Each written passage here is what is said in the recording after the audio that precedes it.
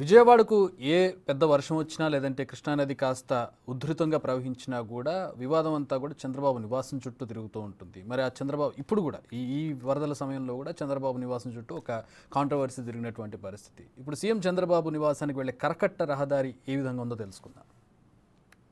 ప్రస్తుతం మనం ఏదైతే కరకట్ట విజయవాడకు సంబంధించి రాజధాని ప్రాంతానికి వెళ్ళే ముఖ్యమంత్రి చంద్రబాబు నివాసం వద్ద ఉన్న శవాసం వద్ద ఉన్న కరకట్ట నుంచి వెళ్తూ ఉన్నాం. ఈ కరకట్ట ప్రాంతాన్ని మనం ఒకసారి చూడొచ్చు. ఇటీవల జరుగుతున్న పరిణామాలు, ఇటీవల వరుసగా వర్షాలు వస్తున్నాయి, రాజధాని ప్రాంతం అంతా మునిగిపోతూ ఉంది, రాజధాని ప్రాంతం అది జరుగుతూ ఉంది ఇది జరుగుతూ ఉందని చెప్పి గత కొంతకాలంగా విస్తృతంగా జరుగుతున్న ప్రచారం నేపథ్యంలో బిగ్ టీవీ ఫాస్ట్ టెక్లో భాగంగా కూడా మనం వాస్తవ పరిస్థితిని రాష్ట్ర ప్రజలకి తెలియజెప్పాలని చెప్పి భావిస్తున్నాం. దానిలో భాగంగానే ఒకవైపు ఏదైతే మనం విజువల్స్ చూసుకుంటామో ఆ టవర్స్ పక్కనే ముఖ్యమంత్రి చంద్రబాబు నివాసం, కరకట్ట చంద్రబాబు నివాసం ఉంది. అలాగే ఇటుపక్క కరకట్టకు సంబంధించి రోడ్డు ఉంటుంది, ఆ తర్వాత కింద సైడ్ రోడ్డు మరొకటి ఉంటున్న పరిస్థితి కనిపిస్తోంది.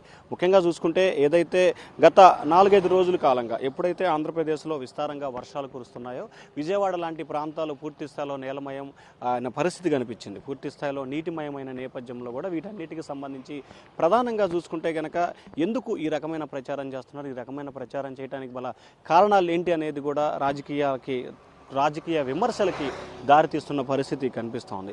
ప్రధానంగా చూసుకుంటే ఏదైతే అసలు ఈ కరకట్టకి సంబంధించి మునిగిపోయిందని, నీళ్లు వచ్చాయని ఇట్లా రకరకాల ప్రచారాలు జరుగుతున్నాయి. ఏదైతే ప్రస్తుతం ఈ కరకట్ట నుంచి నిత్యం చాలామంది విఐపీలు, వివిఐపీలు, హైకోర్టు న్యాయమూర్తులు, హైకోర్టు న్యాయమూర్తులు, అలాగే సచివాలయానికి వెలిసిన చీఫ్ సెక్రటరీ, ప్రధాన కార్యదర్శులు, ముఖ్యమంత్రి, మంత్రులు ఇట్లా వీరంతా కూడా ఈ కరకట్ట మీదుగానే ఇక్కడికి వెళ్తున్న పరిస్థితి కనిపిస్తూ ఉంది. సో ప్రధానంగా చూసుకుంటే ఎందుకు ఈ రకమైన ప్రచారం సోషల్ మీడియా వేదికగా చేస్తున్నారు అనేది మాత్రం అంతుబట్టని ప్రశ్నగా కూడా మారిపోయింది. ఇక తాజాగా మనం ఒకసారి ఈ అంశాన్ని పరిశీలన చేసినట్లయితే కనుక ఈరోజు ఉదయం నుంచి ఏదైతే రాజధాని ప్రాంతం అమరావతి మునిగింది అని ఒక విస్తృతమైన ప్రచారం కొనసాగుతూ ఉందో ఆ ప్రచారం నిజం కాదు, అబద్ధం అనేదాన్ని చెప్పే ప్రయత్నమే ఈరోజు ఉదయం నుంచి మనం చేస్తున్నాం.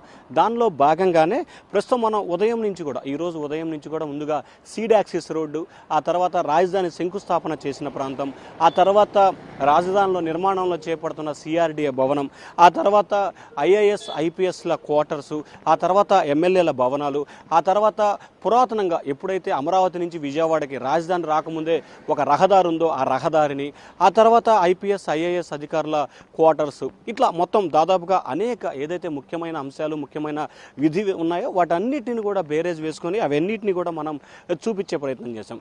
ఎక్కడా కూడా కనీసం అడుగంటే అడుగు నీరు కూడా లేని పరిస్థితి కనిపించింది. కానీ ఎందుకు ఈ రకమైన ప్రచారం చేస్తున్నారు, ఈ రకమైన ప్రచారం చేయడంలో గల ప్రధానమైన కారణం ఏంటి అనే దానికి సంబంధించి ప్రస్తుతం అయితే ఆంధ్రప్రదేశ్లో రాజకీయపరమైన విమర్శలకి తావిస్తున్న పరిస్థితి స్పష్టంగా కనిపిస్తోంది. సో ఏదైతే ప్రస్తుతం మనం విజయవాడ నుంచి తాడేపల్లి అంటే గుంటూరు జిల్లా తాడేపల్లికి సంబంధించి కరకట్ట మీద ఉన్నాం. ఈ కరకట్టకి సంబంధించి కూడా ముఖ్యమంత్రి చంద్రబాబు నివాసం ఉన్న పరిస్థితి కనిపిస్తోంది. సో మొత్తం మీద ఏదైతే ఒకటి మాత్రం వాస్తవమో ఫ్యాక్ట్ చెక్ ద్వారా ఈరోజు బిగ్ టీవీ రాజధాని ప్రాంతంలో ముఖ్యమైన ప్రాంతాలన్నిటినీ 29 గ్రామాలకు సంబంధించి అన్ని గ్రామాలని స్వయంగా పర్యటించడం జరిగింది. ఎక్కడైతే ప్రభుత్వానికి సంబంధించిన భవనాలు ఉన్నాయో, ఎక్కడైతే ప్రభుత్వ భవనాలు నిర్మాణం చేపట్టబోతున్నారో, ఎక్కడైతే భవిష్యత్తులో కొత్తగా కంపెనీలు కానీ లేకపోతే మిగిలిన అంశాల నిర్మాణం చేపట్టడం, ఇట్లా వీటన్నిటిని కూడా స్వయంగా పరిశీలించడం జరిగింది. ఎక్కడా కూడా కనీసం అడుగంటే అడుగు నీళ్లు కూడా ఎక్కడా నిల్వ ఉన్న పరిస్థితి లేదు, ఎక్కడా కూడా నీళ్లు ఉన్న పరిస్థితి లేదు.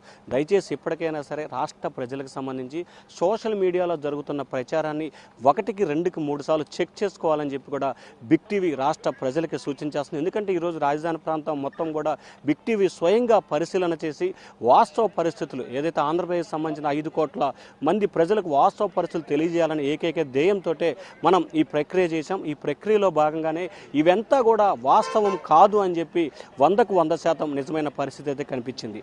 ఇది ఈరోజు మనం రాజధాని ప్రాంతం పర్యటనకు సంబంధించి ఉన్న అప్డేట్. Voter studio.